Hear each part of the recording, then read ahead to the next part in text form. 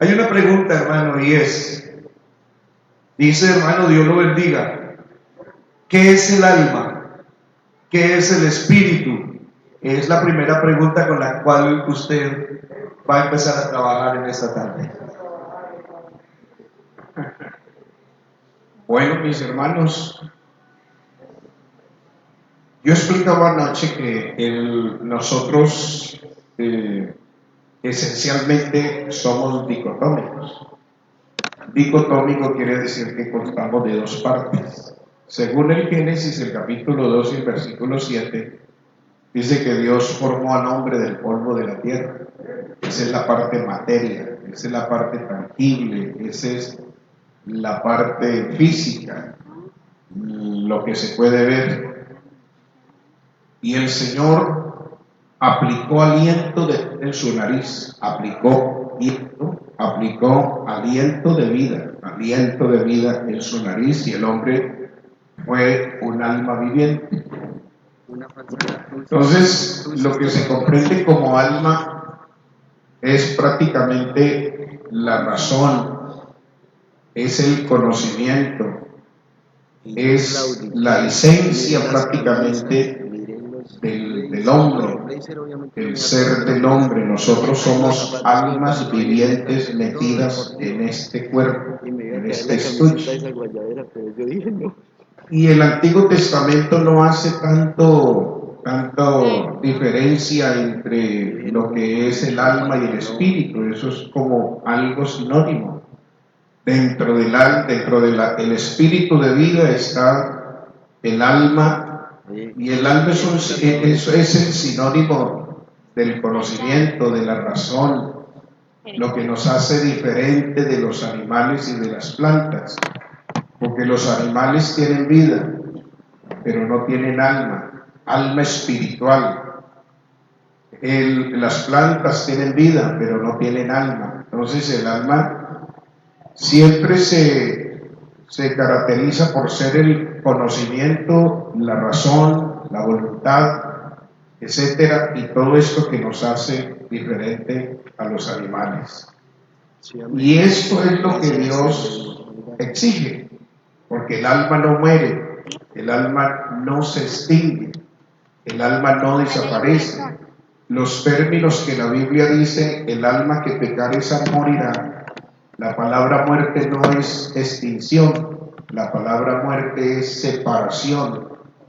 La separación del alma, del ser, de la esencia nuestra, del Creador, a eso es que se le llama la muerte. Por eso Pablo dice en 2 de Tesalonicenses 1:6, dice que el Señor viene en llama de fuego para recompensar a cada uno según su labor. Y dice, para dar a cada uno, dice, los cuales sufrirán pena de eterna perdición, excluidos de la presencia del Señor y de la gloria de su poder. A eso es que se le llama muerte eterna, estar excluidos de la presencia del Señor, excluidos. Y lo mismo se llama vida eterna, es a vivir con el Señor para siempre, jamás. Entonces, sintetizamos que el alma es el ser, el alma es la esencia nuestra, lo que Dios aplicó dentro de ese cuerpo, el espíritu de vida, y allí va el conjunto de razón, de lógica, de conocimiento, de sentidos y de todo eso, de todo ese conjunto es que se le llama alma. Muy bien, hermano, gracias a Dios por su respuesta. Esperamos que quien haya formulado esta pregunta haya quedado satisfecho con la respuesta que acabamos de escuchar. Tenemos, aquí hay una hermano Elmer, le voy a decir, dice que lo salude usted, dice, a ver, aquí lo tenía, se me extravió. La hermana Emilce Ortiz Muñoz dice, lo salude a usted, hermana, en el nombre del Señor le desea muchas bendiciones. Una siguiente pregunta de aquí del público que tenemos en este lugar. Dice, no entiendo, ¿son solamente los 144,000, hablando del mensaje de anoche, los salvos del pueblo de Israel o son más?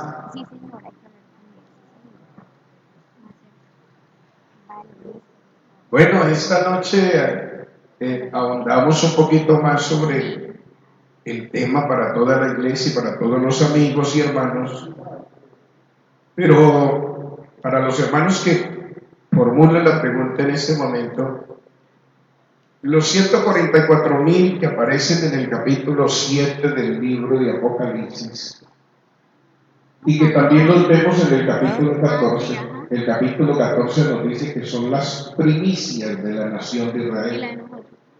Y cuando se dice primicias, quiere decir que es lo primero, que no va a ser los únicos que van a ser salvos, porque Israel tiene una promesa de salvación, tiene una promesa de salvación a nivel nacional.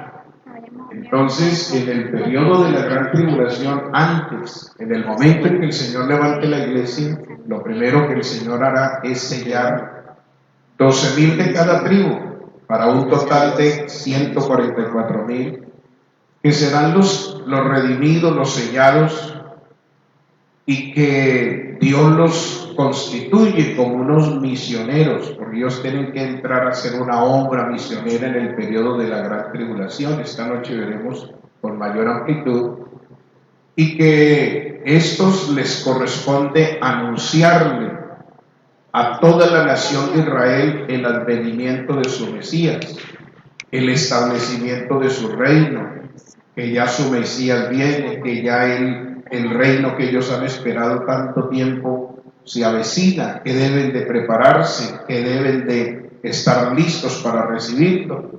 Entre todo ese conglomerado de judíos que se les va a anunciar, habrán unos que van a creer, otros no van a creer, como en el tiempo de hoy. Unos hemos creído en el Evangelio, otros no han creído en el Evangelio.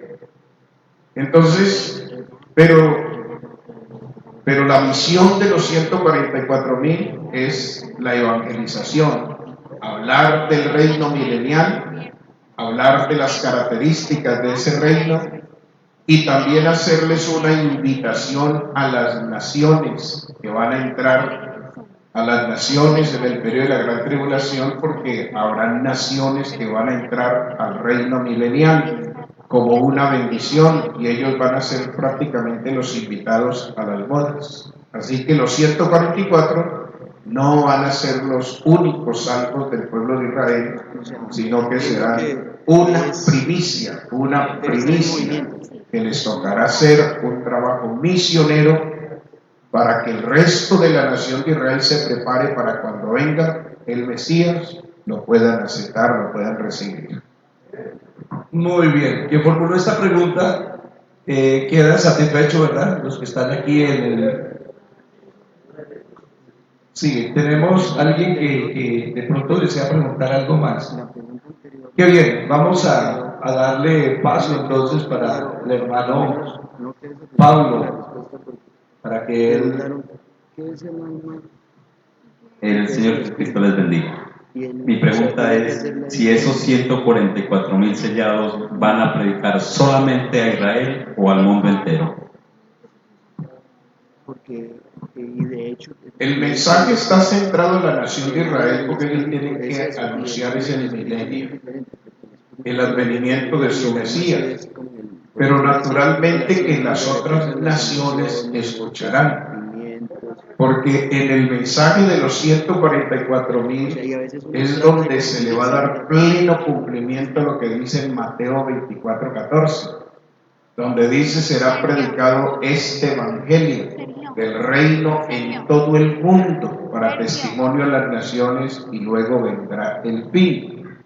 Nosotros acá aplicamos Mateo 24:14, pero le damos la connotación de un reino espiritual y no un reino teocrático. Por eso el reino espiritual que nosotros estamos predicando es ese, el evangelio. la muerte, la sepultura, la resurrección de Cristo, y que el hombre se arrepienta, se convierta, para que haga parte de ese pueblo que va a ser levantado.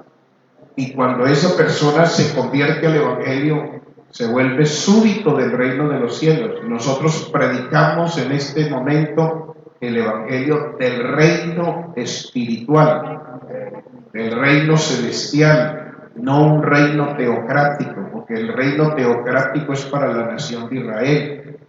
El advenimiento del Señor Jesús y que todo ojo lo va a ver, eso es para el pueblo de Israel, no es para nosotros como iglesia. Entonces, por eso siempre es bueno que cuando citemos Mateo 24:14 y hablemos del reino, siempre para acá tratemos de ubicar que el reino es el reino espiritual, porque el Señor le dijo a los discípulos: no temáis manada pequeña, porque a mi Padre os ha placido daros el reino, y el reino no vendrá con advertencia, ni dirán helo aquí o helo allí, porque el reino de los cielos entre vosotros está. Ese es el reino que nosotros estamos predicando, y por eso somos súbditos del reino de los cielos.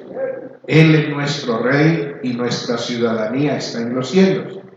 Pero a Israel, los 144,000 van a predicar el evangelio del reino.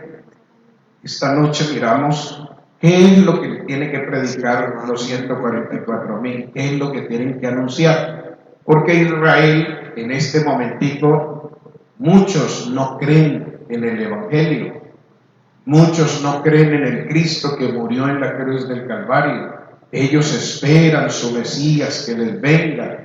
Entonces los 144 tienen que anunciar el advenimiento y todo lo que tiene que ver con el reino milenial dentro del periodo de la gran tribulación, y naturalmente que las naciones se van a dar cuenta de todo esto. Las naciones van a escuchar, y de esas naciones que escucharán también Dios les dará la oportunidad para entrar. Algunas, las que sobrevivan de la gran batalla del Armagedón, serán las que van a entrar al reino milenial.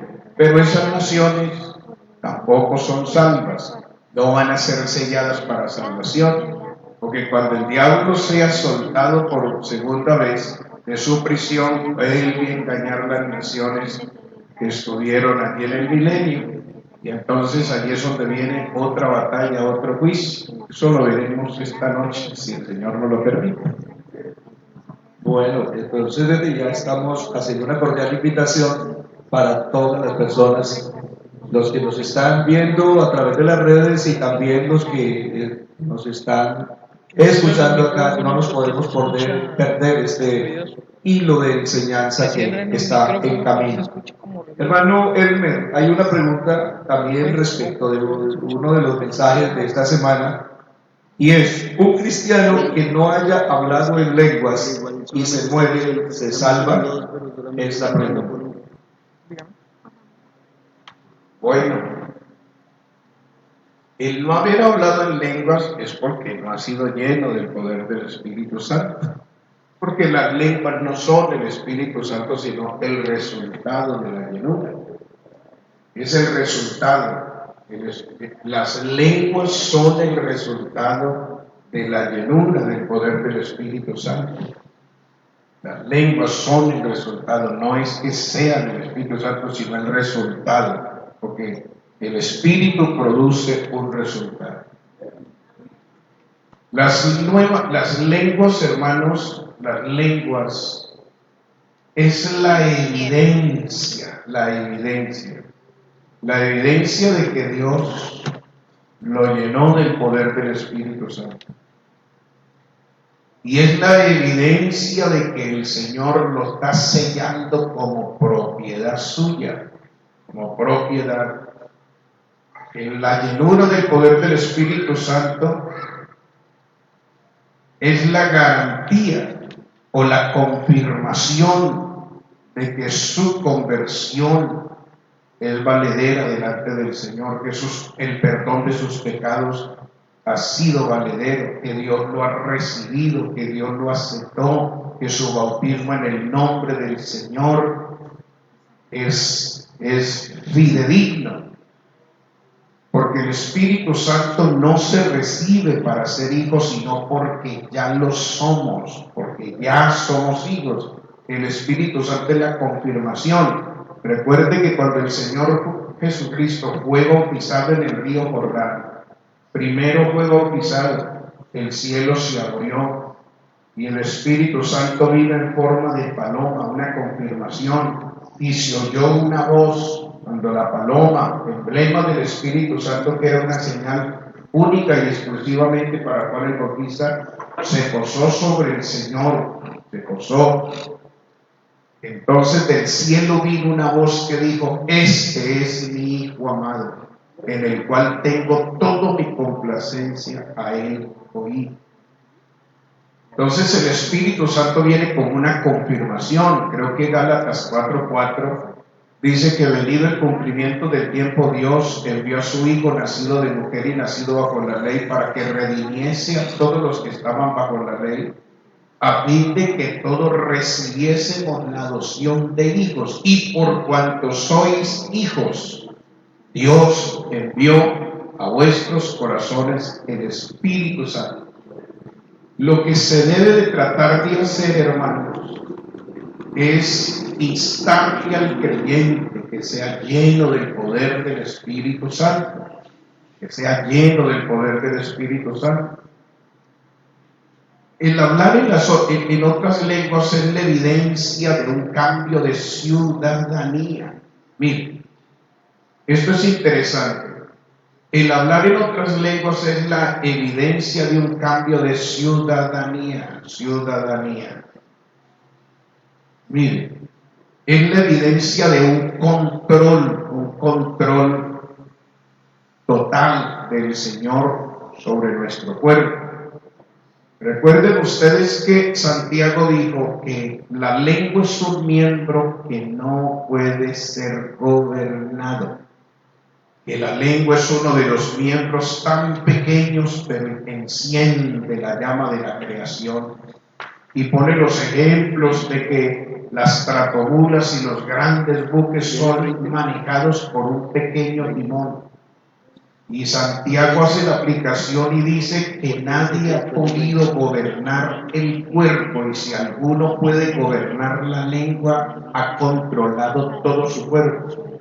Entonces, cuando una persona está siendo llena del Espíritu Santo, lo primero que toma el Señor es el control de la lengua. Toma la lengua y lo pone a hablar en un idioma diferente. Lo pone a hablar en un idioma celestial, y con eso le está diciendo: eres ciudadano del cielo. Número 2, con eso le está diciendo: te tengo gobernado, te tengo controlado, porque el que controla la lengua controla todo el cuerpo. Dios, a través del poder del Espíritu Santo, toma el control del cuerpo, de la vida de ese creyente.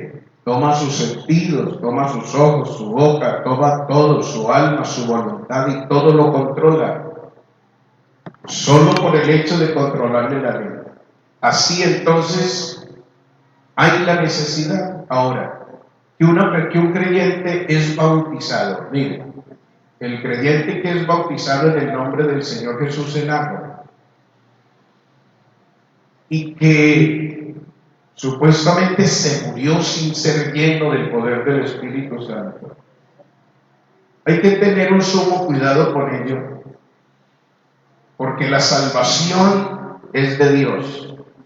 Mire, la salvación es de Dios. Así dice el Salmo 3 y el versículo 8: la salvación pertenece a Jehová, sobre su pueblo sea su bendición.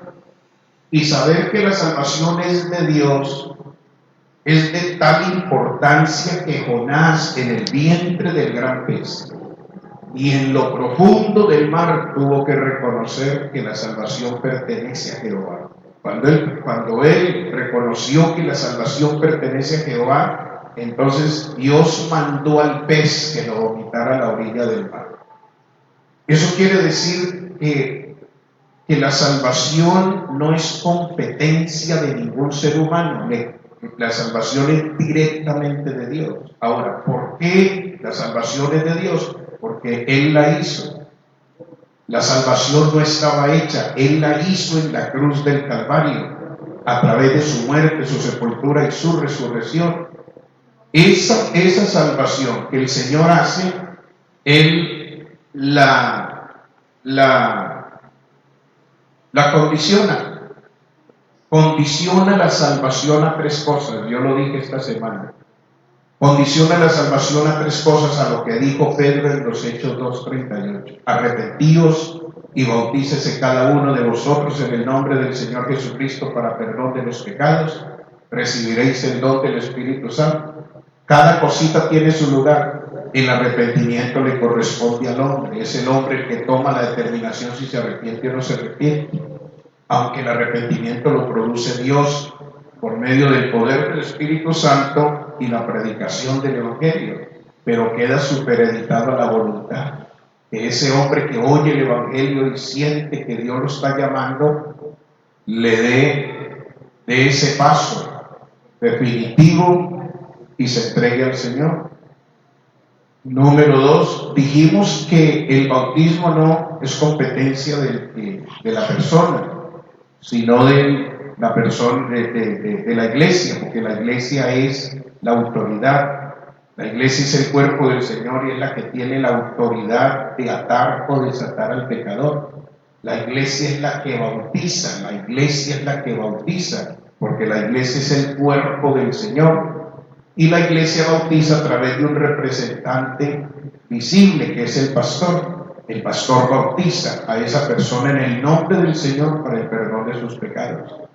La llenura del poder del Espíritu Santo, mire, la llenura del poder del Espíritu Santo no es competencia del pastor, no es competencia de la iglesia, no es competencia del hermano que se acabó de bautizar, es competencia directamente de Dios. Dios es el que bautiza con el Espíritu Santo.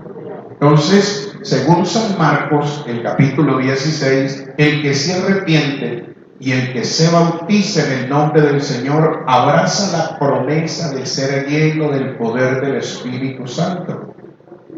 Porque el versículo dice: el que creyere y fuere bautizado será salvo, mas el que no creyere será condenado. Y estas señales seguirán a los que creen. En mi nombre echarán fuera demonios, hablarán nuevas lenguas.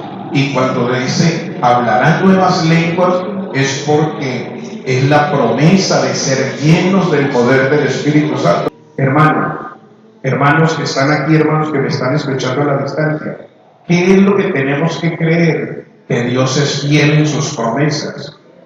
Que después de que el hombre se arrepienta, se convierta de su maldad, se convierta, se aparte del pecado, se bautice en el nombre del Señor Jesucristo y permanezca fiel caminándolo, creo que así tenga el ronquido de la muerte en un momento dado, Dios le cumple su promesa. Dios lo bautiza con el Espíritu Santo, porque Dios no tiene tiempo ni espacio, sino que Él lo que necesita es la vasija y la disposición. Así que, hermanos, no creo que una persona que se llene del poder, que se arrepienta y se haya bautizado, Dios lo deje pasar a la eternidad sin el bautismo del Espíritu Santo. Y Dios cumple su promesa. Hasta allí, mis hermanos. Muy bien, hermanos, estamos trabajando. Hay una pregunta, hermano Werner. Obviamente quisiera que descansara un poquitito.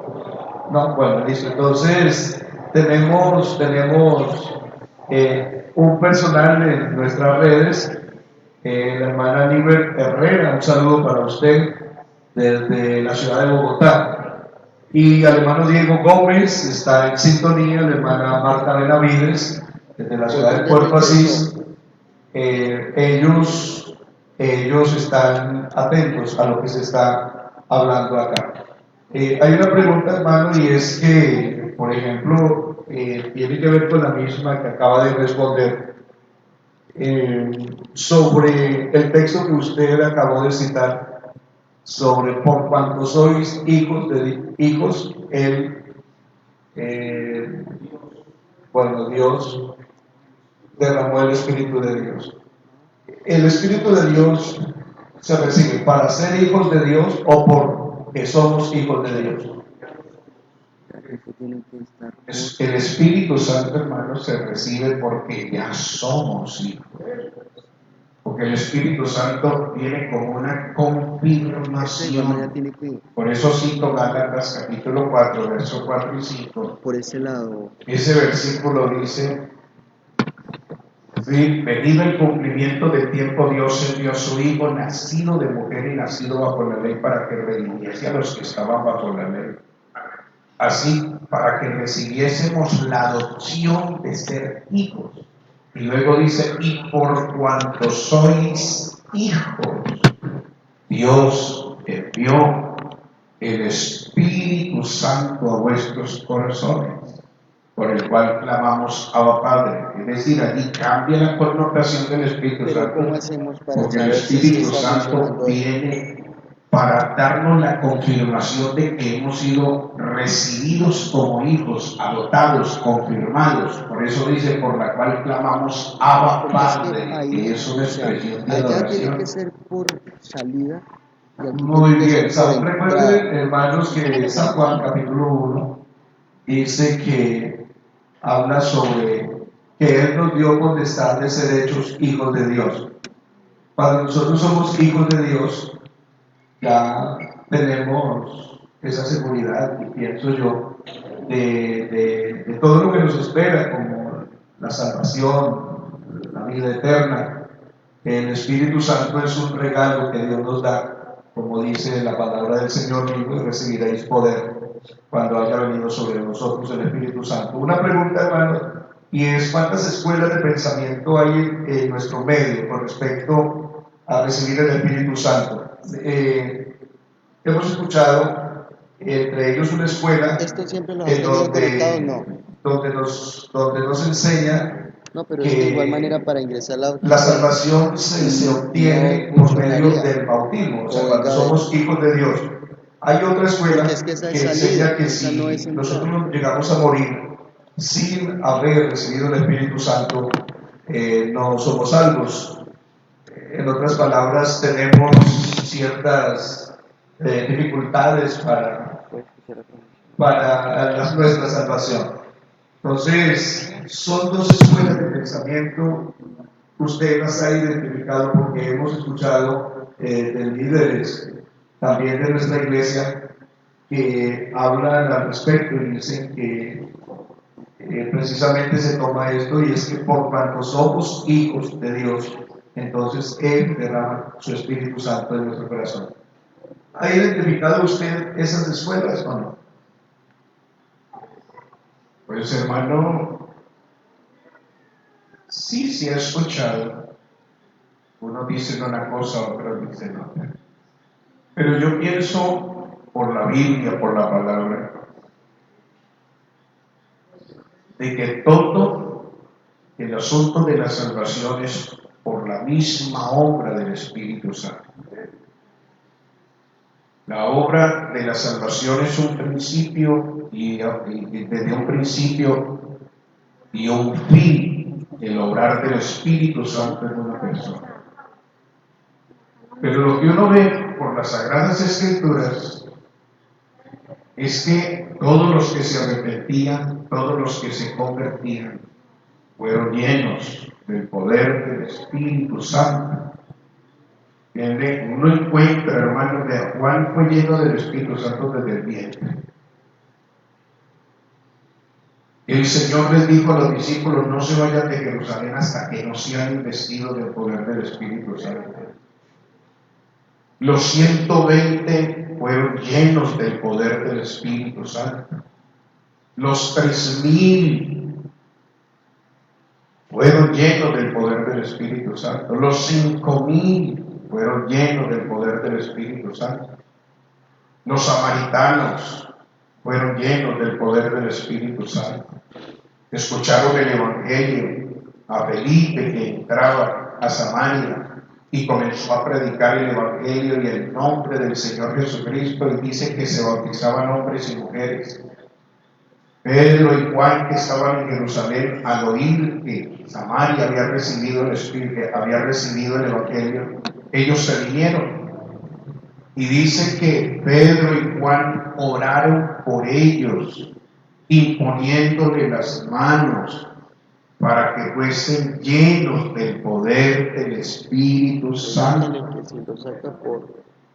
Que hasta el mismo mago se quedó aterrado, porque tiene que ser que el Espíritu Santo dio una evidencia al hablar en otras lenguas, al punto de que les ofreció dinero para que le vendieran ese don. Y ahí es donde Pedro lo reprende. La casa de Cornelio fue llena del poder del Espíritu Santo. Cornelio y toda su casa. Mire, Cornelio estaba en ayuno. Un ángel del Señor se le apareció y le dijo: Cornelio, tus oraciones y tus limonas han subido ante la presencia de Dios, por tanto envía hombres a Jope y haz venir a un hombre que se llama Simón Pedro. Él posa en casa de Simón Curtidor, él te dirá lo que es necesario que hagas. Mire, y Cornelio reunió toda su casa. Y Pedro comenzó a predicarles, y el Señor derramó del Espíritu Santo sobre la casa de Cornelio, y luego fueron bautizados en el nombre del Señor Jesucristo. Mire, los 12 discípulos de Juan el Bautista de los Hechos, capítulo 19, Pablo se los encontró en su correría misionera. Y lo primero que les pregunta es: ¿recibisteis el Espíritu Santo cuando creíste? Y ellos dijeron: ni siquiera hemos oído si hay Espíritu Santo. Ellos dicen: entonces, ¿en qué fuiste bautizado? Como preguntándole la forma: ¿en qué fueron bautizados ustedes? Y ellos dicen: en el bautismo de Juan. Entonces Pablo les dice: Juan bautizó con bautismo de arrepentimiento, diciendo que creyesen en aquel que vendría detrás de él, este es en Jesús el Cristo. Y Pablo tiene que haberles hablado muchas otras cosas más, al punto de que ellos se bautizaron en el nombre del Señor Jesús, y Pablo, poniendo las manos sobre ellos, fueron llenos del poder del Espíritu Santo. Y yo pienso: ¿por qué pegamos para otra escuela si ya la tenemos aquí en las Sagradas Escrituras? ¿Entienden? ¿Por qué desvirtuamos? Si los que crecimos en el Señor, los que crecimos en el camino del Señor, los antiguos no sabían decir otra cosa sino: ya fue lleno del Espíritu Santo. Uno no le preguntaban: ¿ya se arrepintió? ¿Usted ya se bautizó en el nombre del Señor? No. A uno los antiguos, lo primero que le preguntaban es: ¿usted ya fue lleno del poder del Espíritu Santo? Eso lo tenía entre ceja y ceja. Y yo vengo de esa escuela del hermano Jorge Hernández, que hace años, y fue mi primer pastor que me bautizó a la edad de 11 años.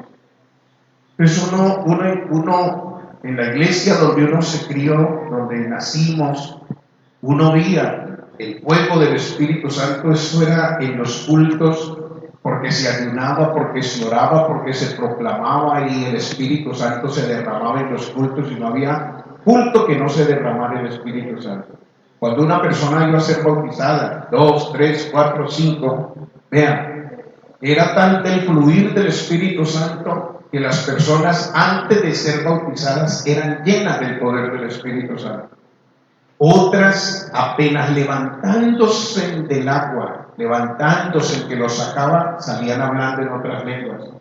Otros no eran llenos del Espíritu Santo ni antes ni salían hablando. Entonces había un grupito de hermanos todos calientitos allí, que lo cogían y comenzaban a orar y comenzaban a cantar y no lo soltaban hasta que no era lleno del poder del Espíritu Santo. Entonces esa es nuestra escuela. Porque hoy vamos a decir otra cosa, porque hoy alguien dijo otra cosa. No, la iglesia comenzó por el Espíritu y la iglesia terminará por el Espíritu. Hermanos, si diciéndole a la gente que se lleno del poder del Espíritu Santo, hay tanta dificultad para que la gente tome la iniciativa y vaya en esa búsqueda y en ese anhelo de ser lleno del Espíritu Santo, ¿qué tal diciéndoles que no, ya está bautizado, tranquilo, que si viene el Señor se va, tranquilo, que esa es otra escuela? Bueno, hermano, bien, muy bien. No se discute sobre la necesidad de recibir el Espíritu Santo, porque la Iglesia Pentecostal Unida de Colombia, como usted dice, ha sido un tema muy central en medio de nuestros cultos, en medio de nuestra vida cristiana. Lo que se discute es si el que no recibe el Espíritu Santo o muere sin recibir el Espíritu Santo se salva o no. Esa es lo que se discute al respecto. O sea, esa es la pregunta que se pone. Bueno. Muy bien. La pregunta es, en el bautismo que se celebra, ¿qué se celebra? Pregunta. En el bautismo, ¿qué se celebra? ¿Una sepultura o una boda? Hermanos, el bautismo en el nombre del Señor, el bautismo en agua. El bautismo en agua, hermano, tiene una trascendencia más de lo que se puede pensar. En primer lugar, hay que tener en cuenta que el bautismo en agua no es lo que borra el pecado, porque el agua no es lo que borra el pecado. Lo que borra y limpia el pecado es la sangre del Señor Jesús. Lo que yo dije, creo que ayer o ayer, anoche, en la enseñanza, es la sangre, es la sangre. El bautismo es símbolo de una sepultura, eso lo dice Pablo en Romanos, el capítulo 6. ¿Por qué es símbolo de una sepultura? Porque el bautismo es una identificación con Cristo en su muerte, su sepultura y su resurrección. Y así como el Señor muere en el Calvario, así el pecador muere cuando llega al altar, entrega su vida al Señor y siente el toque del Señor, siente los efectos del perdón de sus pecados. Esa persona muere hacia el mundo, muere para el pecado, muere para el vicio. Entonces, así como al Señor lo descuelgan y lo sepultan en un sepulcro nuevo, así el hombre es sumergido bajo las aguas del bautismo, símbolo de una sepultura de un hombre viejo que se está sepultando porque ya murió, para que al mismo tiempo nazca una nueva criatura, un nuevo ser, lo que dice Pablo, si alguno está en Cristo es nueva criatura. Las cosas viejas pasaron y aquí todas son hechas nuevas. Pero además de que el bautismo es símbolo de esa sepultura, el bautismo es un vestido, es un revestimiento, es un vestido nuevo que el Señor nos da. Porque según el apóstol San Pablo en Gálatas, el capítulo 3, el versículo 26, si no estoy mal, dice que todos los que hemos sido bautizados en Cristo Jesús, hemos sido bautizados en su muerte. Bueno, hemos sido revestidos. Todos los que habéis sido bautizados estáis revestidos de Cristo, revestidos. Es decir, que el bautismo nos identifica de tal manera con Cristo que es un revestimiento, es un vestido nuevo que el Señor nos da. En tercer lugar, el bautismo es la ceremonia nupcial,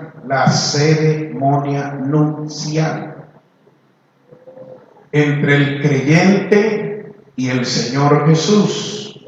Es en el bautismo donde yo hago mi compromiso de fidelidad.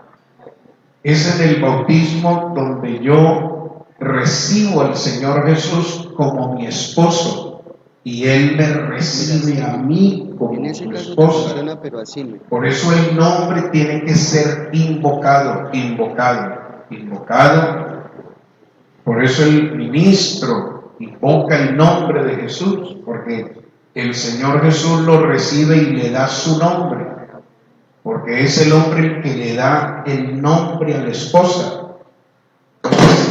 Entonces allí en el bautismo es donde yo hago mi ceremonia nupcial con mi Señor, y a partir de allí yo soy la esposa del Cordero, y el Señor es mi esposo y yo lo espero.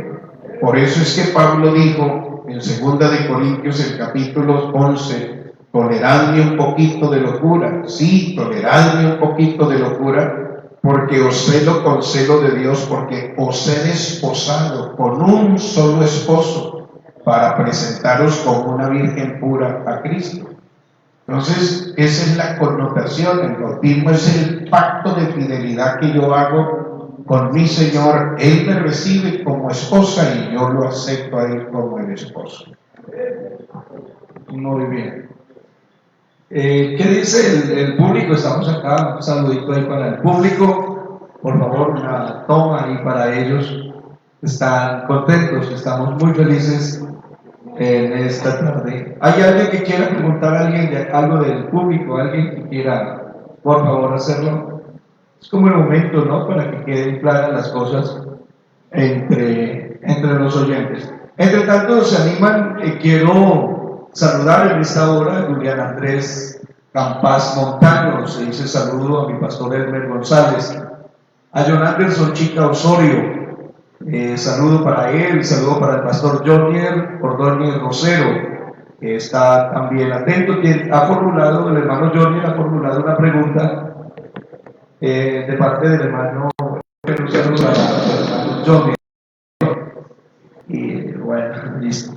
Jonier tiene una pregunta, hermano, y es, cuando Dios le dice a la serpiente, sobre tu pecho andarás y polvo comerás, la pregunta es, ¿a qué se refiere? Oigo, al decir sobre tu pecho andarás y polvo comerás, se ha dicho y se ha comentado mucho que la serpiente originalmente andaba erguida. Eso se ha dicho mucho. No podemos comprobar realmente si eso es así. Si la serpiente tenía patas en su principio, en su origen, no. Simplemente el Señor dijo, sobre tu pecho andarás, como un sinónimo de maldición sobre la serpiente, por ser el instrumento escogido por el mismo Satanás para engañar a la pareja. Cuando dice sobre tu pecho andarás y polvo comerás,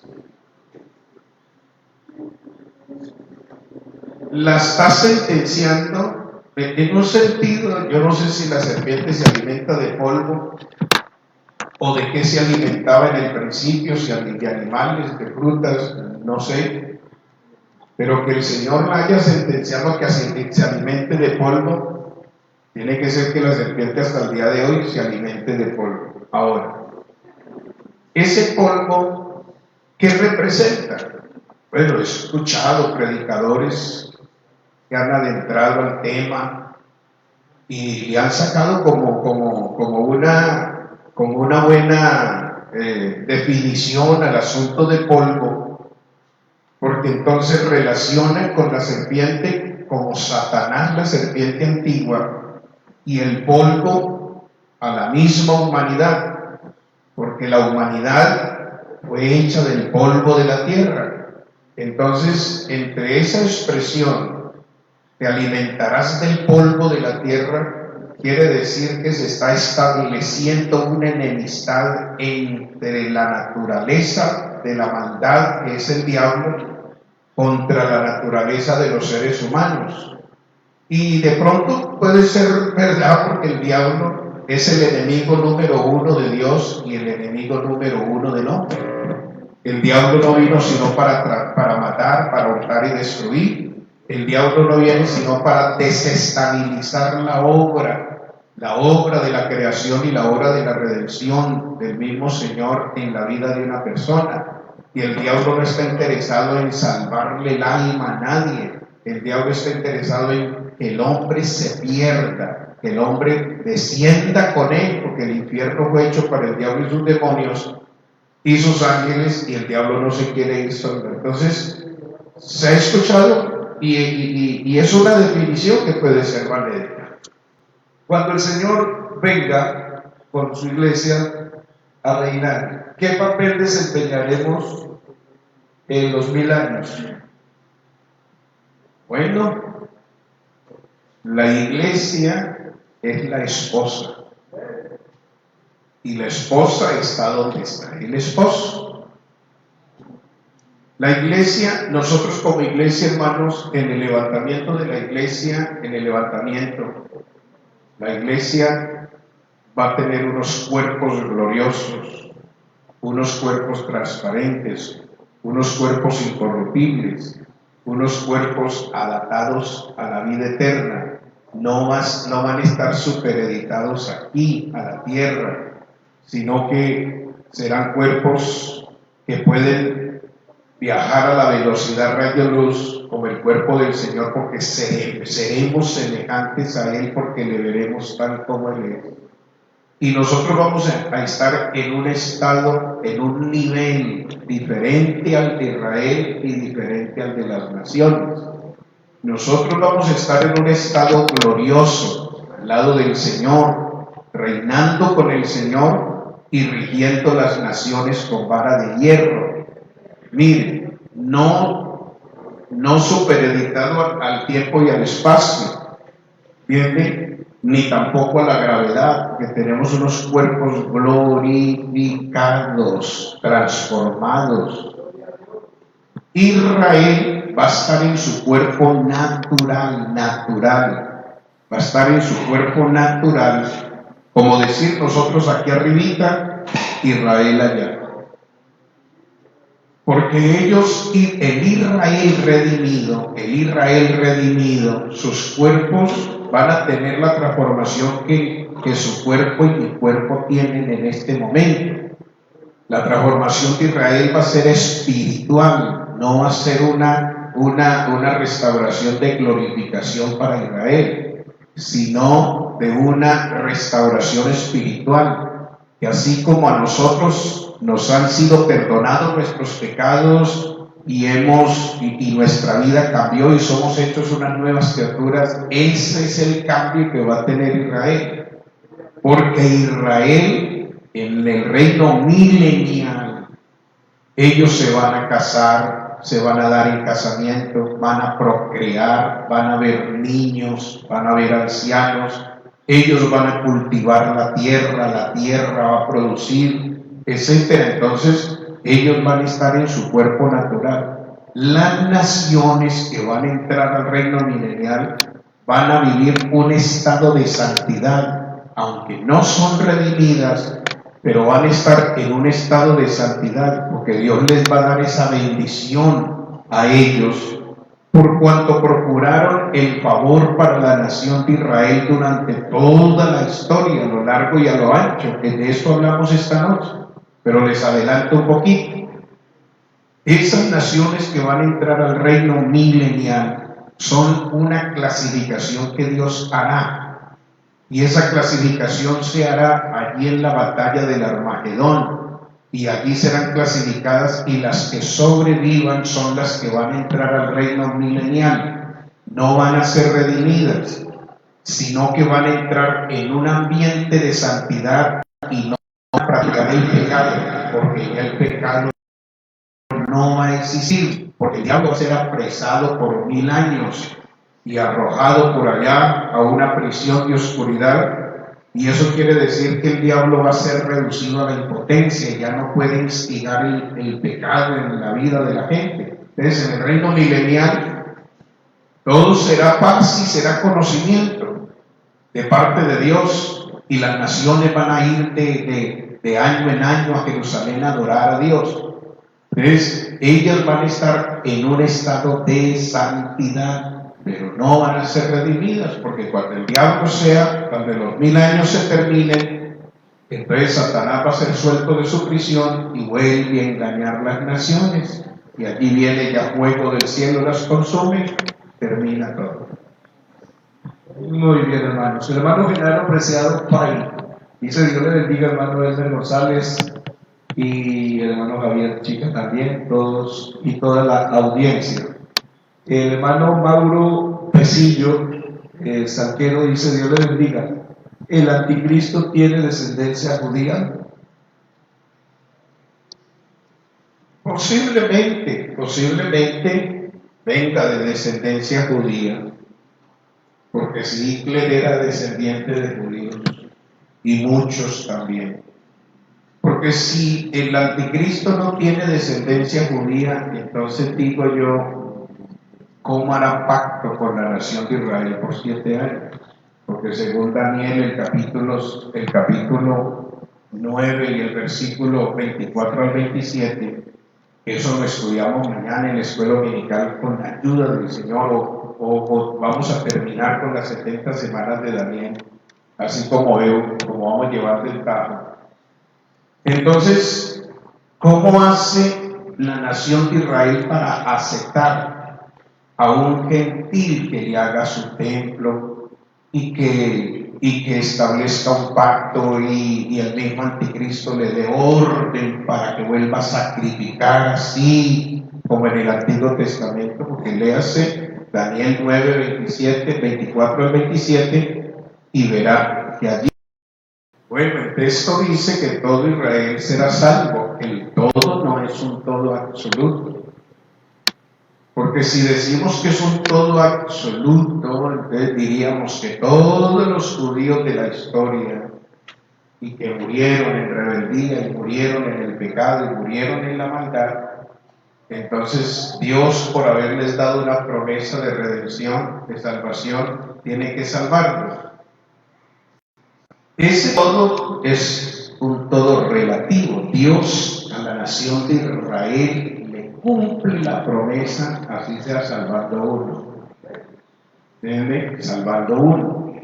Y cuando dice todo Israel será salvo, es el Israel convertido, el Israel que va a creer, el Israel que lo va a recibir, el Israel que lo va a aceptar. Esta noche miramos algunas cositas sobre eso. Porque habrá un Israel que no lo va a recibir, habrá un Israel que lo va a rechazar. Entonces, esos no van a entrar. Por eso en la batalla del Armagedón, Israel va a tener un juicio, y allí también Dios va a clasificar los israelitas que serán salvos y los israelitas que no van a ser salvos.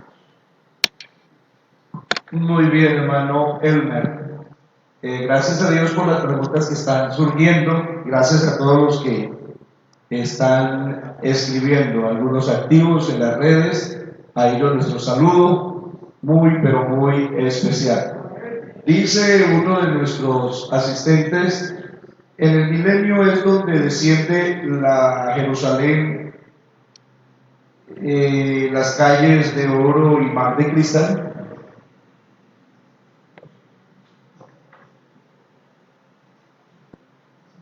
Pues hombre, yo esa pregunta sí se la voy a pasar al hermano Chica a ver el que dice.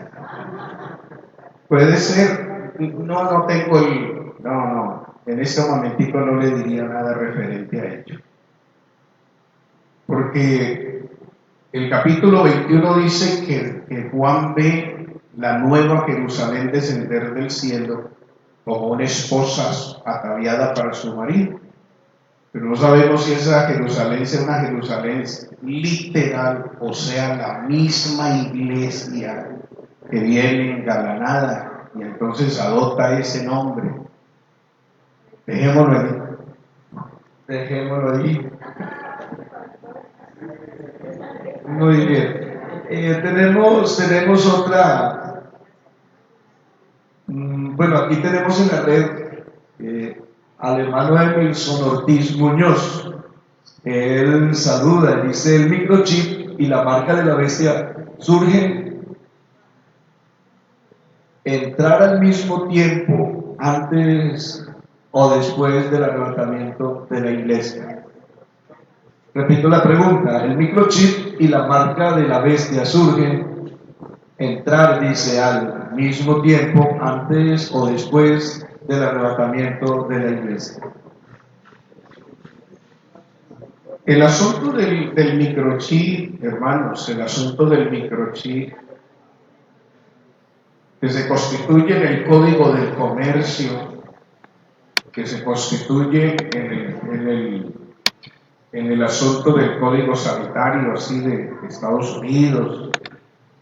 Ese microchip, hermanos, en este momentico está extendiéndose por todo el mundo. Y en muchos países han adoptado ya, y mucha gente está adoptando el microchip, las grandes empresas tecnológicas y todo eso están funcionando a través del microchip. Eso no está rigiendo como una ley en este momentito, de que el que lo tenga no puede comprar ni vender, como dice la Biblia.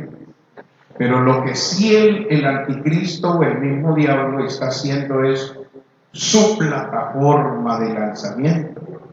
Porque el anticristo no tiene sino solo 7 años para gobernar todo el mundo. Y no tiene sino solo 3 años y medio para hacer que todo el mundo que se quede tenga el microchip insertado en la frente o en la mano derecha. Entonces eso es muy poco tiempo. Entonces por eso ya se está haciendo en este momentico, para que cuando el anticristo se manifieste, entonces él no hace sino establecer la ley, porque ya todo el mundo lo tiene. ¿Entienden? Ya no hace sino, ya son únicamente los últimos toquecitos para que eso se constituya en una ley sin retroceso, y todo el que no tenga el microchip está en contra del régimen del anticristo y será perseguido. Por eso la Biblia dice, no puede ni comprar ni vender, porque ese será el código con el cual el anticristo va a gobernar. Pero eso comienza a regir en el momento en que el Señor levante la iglesia. Ahí es donde se vuelve ley, que se levante ese emperador, ese tipo, personaje, y entonces ya toma el control del mundo. Entonces Él hace efectivo todo eso que ya a través de la historia, a través de los tiempos, ha venido funcionando. Ahorita no. Ahorita una persona puede tener el microchip por seguridad, por desaparición, se lo ponen al perrito, se lo ponen bueno, en fin, los carros y todo ya viene con microchip, los teléfonos vienen con microchip. Un hermano vino de Italia y tiene un teléfono que así sea apagado, le quiten la pila, le quiten la SIM card y se lo roben, por medio de la pantalla ya saben dónde está y quién lo tiene. Muy bien. Saludos a todos los hermanos, a todas las hermanas y amigos que están en sintonía en esta hora, nos están viendo, nos están siguiendo a través de esta página de TICON, Distrito 26. Después de reinar con Cristo y ya todo sea juzgado, ¿qué pasará después? Bueno, eso sí ya es la eternidad, la edón de edones, cielos nuevos, tierra nueva. Y ya no sabemos si el Señor establezca una nueva creación, no sabemos. Hasta aquí sabemos. Hasta aquí sabemos, hasta nuevo cielo y nueva tierra, que nuestros cuerpos van a ser transformados, que vamos a ser la esposa del Cordero, etc. Ya de allí, después del trono blanco, el juicio ya para condenación eterna, ya viene lo que la Biblia dice, cielos nuevos, tierra nueva, donde mora la justicia, pero ya no sabemos, que la Biblia no nos dice qué va a pasar de allí en adelante. Muy bien, tenemos 3 preguntas, nos quedan, estamos esperando que las personas que nos están siguiendo nos formulen las preguntas escatológicas, recordándoles que hoy estamos dando, el hermano está dando respuesta a las preguntas escatológicas. Referente a los temas que se han tratado, hay cosas que nosotros poco en sí la podemos entender o interpretar. Pero es la oportunidad, tenemos todavía algunos minutos para estar aquí. Entonces, un saludo muy especial al hermano Esaú Tombe Fernández, que nos saluda y nos felicita por este programa que estamos llevando acá. Muy bien, entonces, seguimos con las preguntas que nos hacen falta. Aquí tenemos una de Manuel y es la gran batalla de Armagedón en el valle de Josafat. ¿Dónde podría quedar geográficamente ese lugar?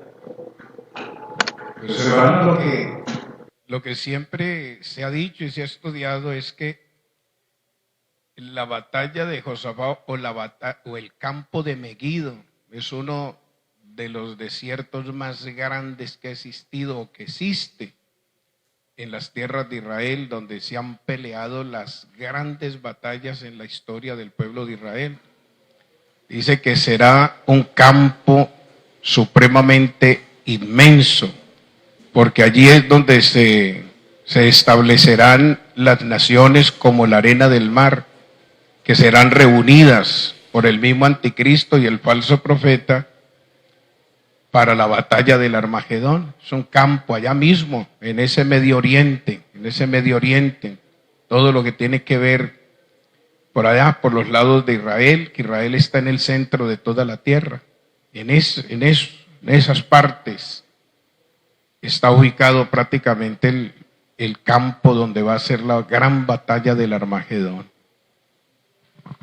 Bueno, estamos dando las respuestas a las preguntas, a su pregunta. Preguntamos a producción si de pronto tienen ahí algunas preguntas. No, están las mismas que tenemos acá, ¿verdad? Perfecto. Cuando sean creados cielo y tierra, habla del cielo nuevo y tierra nueva, ¿cuál será su labor a seguir la iglesia? Y preguntan, con el deseo de empezar a hacer provisión desde ahora, ¿comerán, beberán como hoy? No necesariamente, vean, no necesariamente la iglesia se va a alimentar materialmente, así como nosotros ahorita nos estamos alimentando. De pronto la pregunta surge porque cuando el Señor resucitó, se presentó ante los discípulos y los discípulos lo vieron, lo tocaron. ¿Recuerdan ustedes San Lucas 24:36 que el Señor se les apareció a los discípulos y los discípulos consternados parecía que veían visiones? Y entonces el Señor les dijo, no, mira que yo mismo soy, porque un espíritu no tiene carne ni huesos como veis que yo tengo. Y como una evidencia para que los discípulos se dieran cuenta que era el mismo, que no era un espíritu, que no era un fantasma, el Señor les pidió algo de comer. ¿Tenéis aquí algo de comer? Y le dieron un pescado asado y un panal de miel. Y él se lo comió, no necesariamente, porque ya él tiene un cuerpo glorificado. Se lo comió como una evidencia para que los discípulos se dieran cuenta de que era él mismo, que había estado con ellos y que lo habían visto crucificado, pero que ahorita estaba resucitado. ¿Entiende? Porque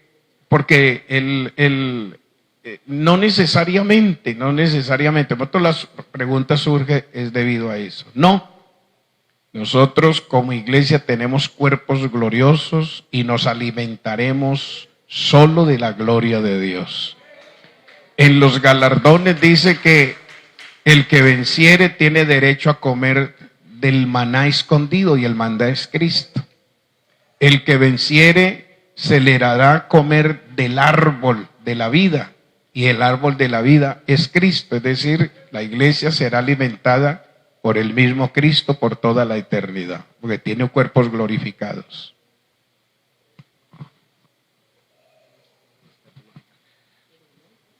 Bueno, listo. Aquí surge una pregunta que está un poco fuera pues del contexto que estamos tratando en el día de hoy. Antes de esta, hermano, que pues yo la veo un poco por fuera del contexto, no obstante, el hermano Genaro Preciado Pay, en cuanto al cielo nuevo y tierra nueva, sí si la Biblia habla de la eternidad después del juicio del trono blanco, no puede haber una nueva generación.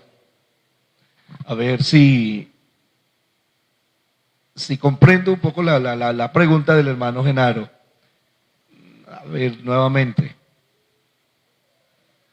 En cuanto al cielo nuevo y tierra nueva, si la Biblia habla de la eternidad después del juicio del gran trono blanco, no puede haber una nueva generación, dice el hermano. Esaú Tombe dice, favor comentar sobre los 144,000 sellados de Apocalipsis 7:4. Y tenemos otra pregunta que es, ¿cuál es el nombre de la bestia? Porque habla del número o el nombre. Genaro Preciado pregunta. No podemos decir cuál es el nombre de la bestia, porque la Biblia no lo dice. Y lo que la Biblia no diga, uno no puede decirlo, porque todo lo que digamos debe de ser comprobado bíblicamente.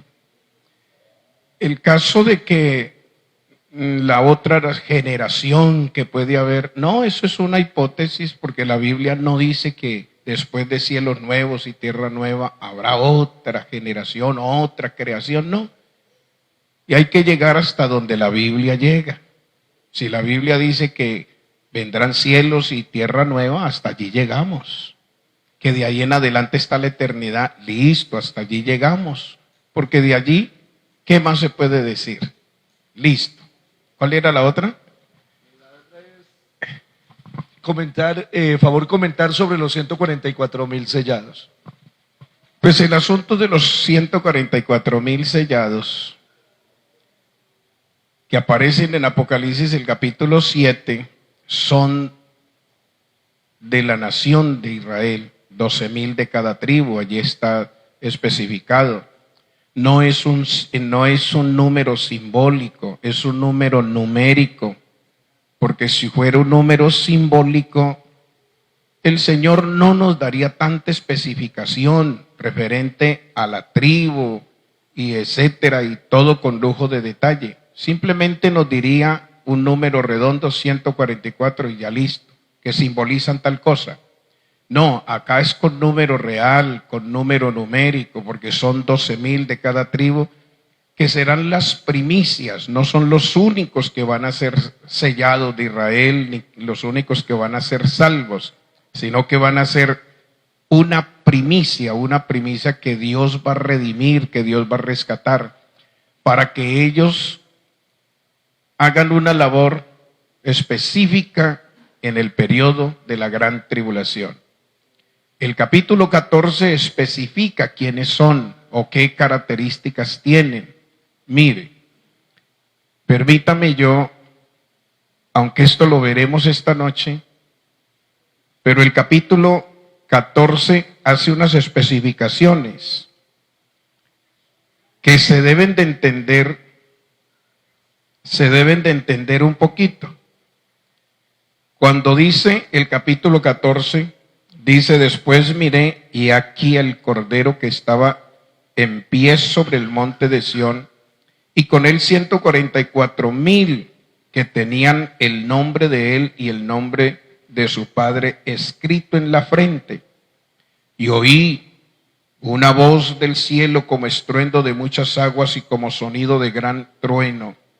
Y la voz que oí era como de arpistas que tocaban sus arpas y cantaban un cántico nuevo delante del trono y delante de los 4 seres vivientes y de los ancianos, y nadie podía aprender el cántico sino aquellos 144,000 que fueron redimidos de entre los de la tierra. Esa expresión, que fueron redimidos dentro de la tierra, no está refiriéndose a que son los únicos de toda la tierra, sino cuando dice que fueron redimidos de entre los de la tierra, tiene que ver con la tierra de Palestina, con los judíos, porque los 144 son netamente de judíos, de la tribu de de Isaacar, de la tribu de Zabulón, la tribu de Netalí, de la tribu de etcétera,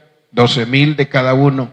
Entonces no se refiere de todo el conglomerado, de todos los 4 puntos cardinales o de todos los 5 continentes, sino que la expresión fueron redimidos de entre los de la tierra tiene que ver es con Israel.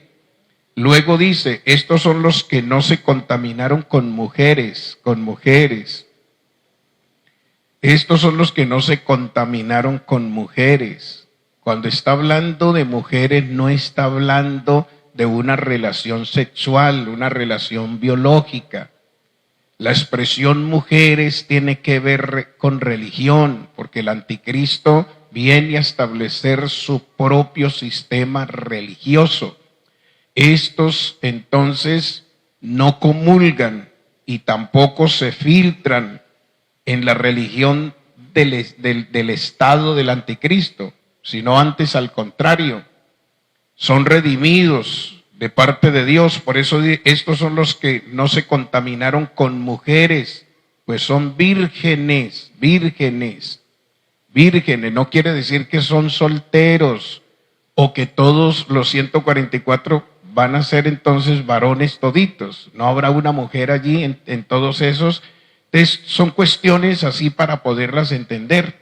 Cuando dice que son vírgenes, no quiere decir que nunca han conocido mujer, biológicamente o sexualmente, sino que no se contaminaron, que conservaron su identidad, conservaron su naturaleza de santidad, de temor de Dios, y a ellos se les da ese calificativo de vírgenes, porque no se contaminaron con todo ese sistema religioso satánico del anticristo. Antes el anticristo va a hacer guerra contra ellos y los va a masacrar, los va a decapitar, y muchos judíos van a morir. Por eso dice, estos fueron redimidos de entre los hombres como primicias. Mire que no son los únicos. Primicia quiere decir primero. Para Dios y para el Cordero, y en sus bocas no fue hallada mentira. Eso es lo que se conoce como vírgenes. No fue hallado en ellos mentira, engaño, pues son sin mancha delante del trono de Dios. Esas son las características más o menos de los 144,000. Perfecto. Dice entonces, hermano, dice Mauricio, hermano, ¿los impíos con qué cuerpo resucitarán? Es la pregunta que él hace. ¿Los impíos con qué cuerpo resucitarán? ¿Material o espiritual? Creo que es la otra parte. La Biblia no especifica con qué cuerpos, porque la Biblia hace más extensiva la explicación de la resurrección de los creyentes de la iglesia, su naturaleza con que resucitan, sus cuerpos, cómo resucitan, el destino de ellos, porque tiene que ver con la iglesia y eso es un medio de parte de Dios para fortalecer al creyente y darle a entender lo que tenemos en Dios, porque eso nos oxigena y nos fortalece, nos nutre y nos da convicción y nos da esa fortaleza para uno caminar con el Señor, porque uno sabe que tiene una esperanza. Del impío no se dice nada, del pecador no se dice prácticamente nada. Lo único que nos dice la Biblia es allá en Apocalipsis, el capítulo 20 y el versículo 11 al 15, lo único que la Biblia dice es que Juan vio un trono blanco y en ese trono blanco uno sentado para juzgar. Dice que los libros fueron abiertos y otro libro fue abierto, el cual es el libro de la vida. Pero dice que vio las almas de los, vi a todos los muertos de pie. Pero no se nos dice si están en cuerpo o están incorpóreos, porque yo creo que allí ya no tiene nada que ver con el cuerpo. Allí lo que implica es el asunto del alma, el alma. ¿Entiende? Porque de todas maneras este cuerpo se extingue, este cuerpo desaparece cuando lo sepultan, pero la Biblia no nos dice que los impíos van a resucitar en cuerpos, sino más bien que Juan allá está viendo son las almas. En su visión ve las almas de los grandes y de los pequeños que tienen que presentarse delante del Señor, porque el mar tiene que dar sus muertos, el fuego tiene que dar sus muertos, la misma muerte y el Hades tienen que entregarle todos sus muertos al Señor para que sean juzgados, pero no se nos sintetiza, no se nos explica si son simplemente almas incorpóreas o con qué cuerpo resucitan. Hasta allí, porque no hay que decir más de lo que la Biblia dice. Sí, señor. El saludo al hermano Danilson Quintero. El hermano Genaro Pay pregunta, el hermano Genaro Preciado pregunta, ¿para quién es esa tierra nueva que Dios va a crear? Hermano, debe de ser para él y para la iglesia. ¿Entiende? Porque es que vean, cuando decimos tierra nueva y cielos nuevos,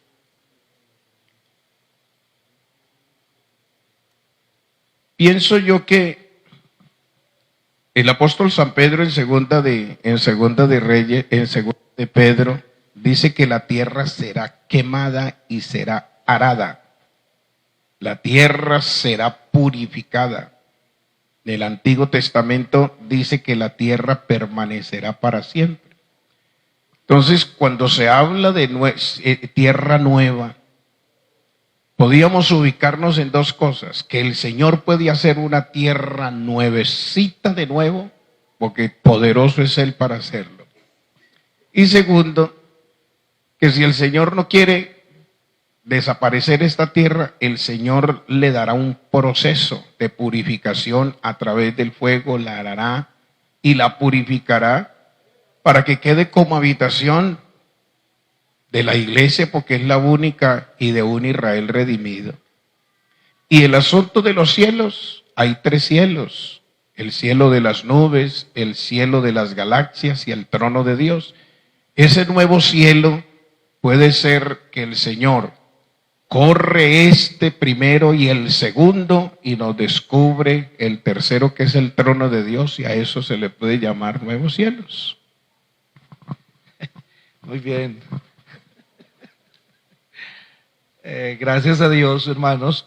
Hay dentro del público gente que nos está levantando allí su mano, quieren hacer algunas preguntas. Me gustaría que alguien nos colabore para llevarle hasta allá el micrófono y lo revuelva a regresar para continuar el trabajo aquí en donde estamos ubicados juntamente con el hermano Elmer. Bueno, hermanos, hablando de muerte, la muerte es un estado, es una ley, porque usted dice que la muerte entregará a sus muertos. La muerte es un estado y la muerte es una ley, hermano. Está establecido para los hombres que mueran una sola vez. Es una ley establecida divinamente. Y la muerte es la consecuencia del pecado. Pero cuando el hombre muere, entra a un estado incorpóreo, pero un estado consciente, donde no se pierden las facultades mentales, sigue oyendo, sigue sintiendo. Su cuerpo es el que se va al polvo y se vuelve polvo.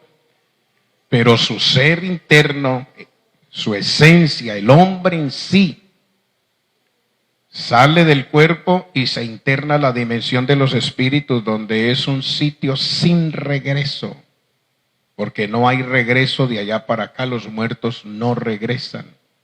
Eso dijo Job. Y el destino es un lugar lóbrego, un lugar de tormenta, un lugar sombrío, pero va a estar consciente, porque la Biblia no habla de la inconsciencia del alma, no habla del sueño del alma. Eso es una doctrina que la manejan los señores testigos de Jehová, pero eso no es verdad, porque la Biblia no da pie a eso. Mire, el joven, el rico que se murió está en su estado allá en su estado de conciencia, está en un estado incorpóreo, porque ya salió del cuerpo, y está en el sitio de los espíritus, que se llama el Seol o el Hades, pero él está sintiendo, él está oyendo, él está recordando, inclusive habla con Abraham, mira a Lázaro, se acuerda de que aquí en esta dimensión, acá en el estado de los vivos, tiene 5 hermanos, y a lo mejor tiene que conocerles el nombre. Padre Abraham, envíalo para que moje la punta, envíalo para que le testifiquen, y ellos se arrepientan y no vengan a este tormento como yo estoy. Eran conscientes, porque allá no se pierde la conciencia. Es un estado incorpóreo porque ya salió del cuerpo. Internado a la dimensión de los espíritus, donde es un sitio sin regreso. Y es la antesala para el día de su resurrección, porque tiene que levantarse. Ahora, cuando usted mira Apocalipsis, el capítulo 5, el capítulo 6 y el versículo 9, ahí usted encuentra los decapitados por causa del testimonio. Juan los ve debajo del altar, en la presencia del Señor, pero ellos están conscientes y ya están muertos. Los decapitaron en el periodo de la gran tribulación, pero el Señor los tiene bajo el altar mayor, y ellos hablan y dicen: Señor santo y justo, ¿hasta cuándo no vengas la muerte de los que nos mataron? Y entonces el Señor les dijo que descansaran un poco. Mire, hablan, piden venganza. El Señor les dice: descansen, se les dieron vestiduras blancas. Es porque están conscientes. Listo, hermanos. Continúa nuestro hermano Florentino, ¿no?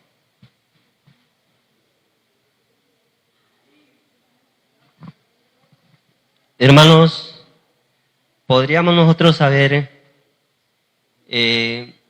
dónde estarán las almas de nuestros hermanos que han partido antes que nosotros? ¿Podríamos saber en qué lugar están?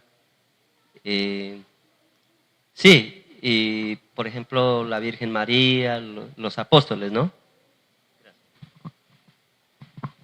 Hermanos, en el Antiguo Testamento, escúcheme, hermano que hace la pregunta. En el Antiguo Testamento, todos los que morían, tanto los que morían sin el Señor, como los que morían en el Señor, todos iban hacia abajo. Hacia abajo, abajo estaba el Seol. Por eso cuando usted lee el Antiguo Testamento y se encuentre con la palabra Seol, y escuche usted a David, escuche usted a Job diciendo que van a descender al Seol, ¿entiende? Era porque todos los que morían en el Antiguo Testamento descendían, iban hacia abajo. Resulta que ese compartimiento abajo que se llama Seol o Hades, tenía dos compartimientos, como decir el púlpito, allí donde están las añadiduras. La parte de abajo era el sitio donde iban los que morían sin el Señor, y la parte de arriba eran el sitio donde descendían los que morían en el Señor. Por eso es que a Saúl le fue fácil creer que el Samuel que le llamó la pitonisa y que subía de los abismos era Samuel. Por eso a Saúl le fue muy fácil, pero ese no era ningún Samuel. Así que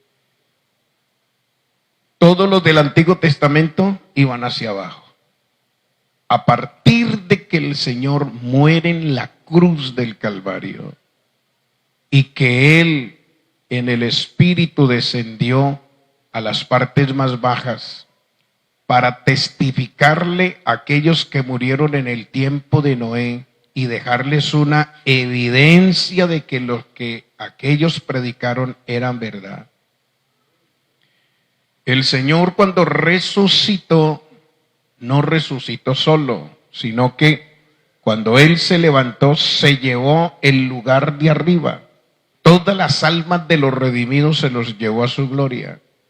Por eso Efesios el capítulo 4 y el versículo 8 dice que subió por encima llevando cautiva la cautividad. Se refiere a las almas que estaban abajo, pero que murieron en el Señor, se las llevó. A partir de la muerte, la sepultura y la resurrección del Señor, los creyentes que mueren en el Señor no van hacia abajo, van hacia arriba. El Salmo 116 dice: estimada es a Jehová la muerte de sus santos. Pablo dijo: yo me siento en estrecho y no sé qué escoger. Filipenses 2, Filipenses 1 creo. Si quedar en el cuerpo sería muy bueno por causa de la predicación, pero yo quisiera partir y estar con mi Señor, que para mí es mucho mejor, porque para mí el vivir es Cristo y el morir es ganancia. Entonces el creyente sube. Por eso le cito Apocalipsis, el capítulo 6, el versículo 9, donde las almas de los redimidos están allí, bajo el altar, en un sitio de descanso, sinónimo del paraíso. Lo que dice Isaías 57, perece el justo y no hay quien entienda, que de delante de la aflicción es quitado el justo, y dice: entrará en la paz y descansará en sus lechos. Es un sinónimo de descanso, de reposo, pero el descanso y el reposo es consciente, es un estado glorioso de paz. Saludos al hermano Javier Rojas, saludos desde el Ecuador, está allá en sintonía. Hermana Jessica Liste Caicedo: ser lleno del Espíritu Santo es igual a decir hablar en lenguas. Las lenguas son el resultado, son el resultado. Eso es como cuando el niño apenas sale del vientre y que sale con oxígeno de la mamá, por el respirando por el cordón umbilical de la mamá, y que lo cortan, le ponen los pies hacia arriba y le meten una nalgadita. Eso es con el objetivo de que él reciba un nuevo aire, y ese nuevo aire que hinche sus pulmones por primera vez le produce un dolor, por eso llora.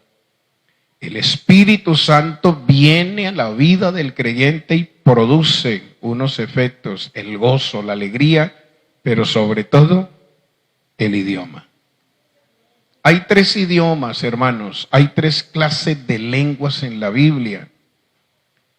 Para no confundirlas, hay 2 clases de profecías, para no confundirlas. Las primeras clases de lenguas son idiomas: Hechos capítulo 2, partos, medos, elamitas, cretenses, árabes, etcétera, de otras nacionalidades, oyeron a los 120 hablar en sus propias lenguas nativas, hablando el inglés, hablando el francés, hablando el italiano, el coreano, el portugués, el latín, que se quedaron admirados, porque estos galileos que no saben sino hablar escasitamente hebreo y el griego, están hablando el latín y están hablando por acá francés. Se quedaron aterrados, porque esas son unas clases de lenguas, ¿entienden? Las lenguas como idiomas. Hechos 2.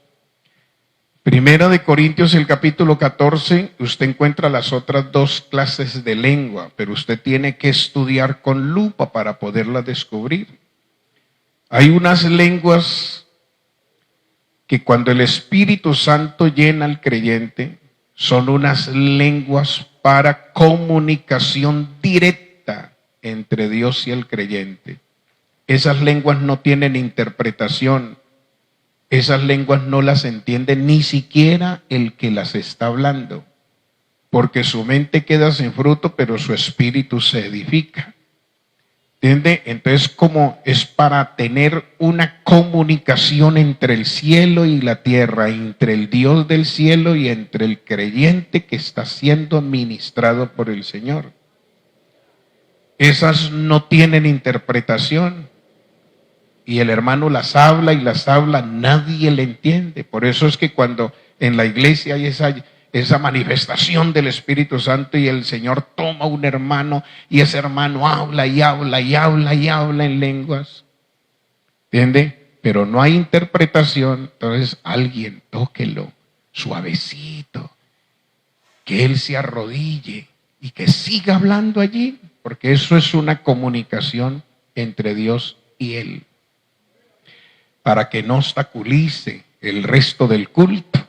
¿Entiende? Hay otras lenguas que sí son el mensaje que Dios envía.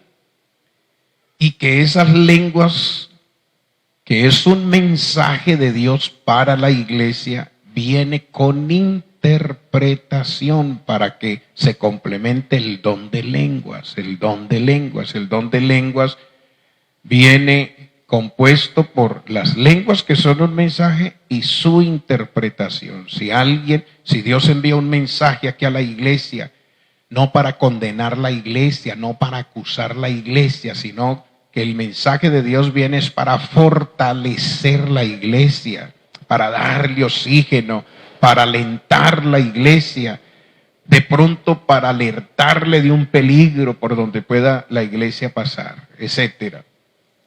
¿Entiende? Entonces ese mensaje viene y Dios puede darle la interpretación al mismo que está hablando, o Dios puede tomar a otro hermano que está ahí en la otra esquina por el mismo espíritu, y cuando éste termine de hablar, entonces el otro se pone de pie. Hermanos, el Señor nos acaba de decir esto y esto y esto y esto. Entonces es cuando hay don de profecía.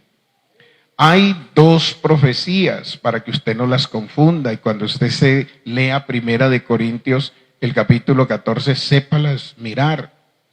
Porque Pablo dice que mayor es el que profetiza que el que habla en lenguas. Entonces todo el mundo se agarra a buscar profecía. A ver, venga, yo le profetizo porque mayor es el que profetiza. No. Cuando Pablo dice que mayor es el que profetiza que el que habla en lenguas, está hablando de la profecía de oficio, porque hay una profecía de oficio, Esa profecía de oficio es la que usted y yo hacemos, tomando la palabra del Señor, organizando un mensaje, orando a Dios, ayunando y organizando un mensaje para predicarlo desde aquí del culto. Esa es la profecía de oficio. Tomamos la palabra profética más segura, la cual es, así vienen, estar atentos como una antorcha, y organizamos por el Espíritu, por la unción del Espíritu, un mensaje para toda la iglesia. Esa es la profecía de oficio. Por eso Pablo dice, es mejor que profetice, es mayor el que profetiza que el que habla en lengua, porque el que habla en lengua, si no interpreta, nadie lo escucha, nadie lo entiende, sí lo escucha, pero nadie va a entender. Un poco de hermanos hablando en un idioma que nadie lo entiende. Entonces Pablo dice, hable uno o dos y los dos escuchen. Pero el que profetiza habla a todos. Entonces por eso es importante. Vamos a escuchar, hermano, la última pregunta que la tiene el hermano, y ya vamos a finalizar, vamos ya a cerrar nuestra programación de hoy. Bien pueda, hermano, continúe, por favor, formule. Sí, claro, los estamos esperando. Hacemos una cordial invitación a todos los amigos, los hermanos que están en las redes a esta hora, para que a partir de las 6:30 del día de hoy estén conectados escuchando el mensaje, ¿no? La enseñanza escatológica que pertenece para el día de hoy. Muy amable, pastor. Hermano Hermes, un aporte con respecto a la profecía de oficio. O sea, que esa es la profecía que exhorta, edifica y consuela. Y es la predicación. Y otra pregunta es, ¿las lenguas son un don o son un fruto? Pues si miramos el asunto de 1 Corintios 14, sí, las lenguas vienen como un don, el don de lenguas. Pero el don de lenguas no lo podemos confundir con la evidencia que el Espíritu Santo da en el que es lleno del poder del Espíritu Santo. No se puede descartar. Una cosa es el don de lenguas y otra cosa es la evidencia del Espíritu Santo hablando en otras lenguas como el Espíritu nos dé que hable.